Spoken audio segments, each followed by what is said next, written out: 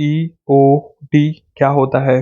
वैसे तो मैंने भी काफ़ी ट्रेडिंग से रिलेटेड इन्वेस्टमेंट से रिलेटेड एप्लीकेशन पे वीडियो बनाया, बट जब लोगों ने कमेंट किया EOD के बारे में बताओ, तो ये भी मेरे लिए एक नया एक्सपीरियंस। सो यहाँ पे आप देख सकते हैं ग्रो ऐप में EOD का मतलब एंड ऑफ डे होता है, दिन का अंत होता है। शेयर बाजार में इसका उपयोग मुख्य रूप से आपके द्वारा दिन भर किए गए ट्रांजैक्शन, बिलिंग और ऑर्डर्स के अपडेट के लिए किया जाता है। इसका उपयोग और महत्व, बिल और अपडेट, जब आप दिन के दौरान कोई शेयर या म्यूचुअल फंड खरीदते या बेचते हैं तो उनके बिल और अंतिम पुष्टि ग्रो द्वारा EOD यानी बाजार बंद होने के बाद दिन के अंत में प्रोसेस किए जाते हैं।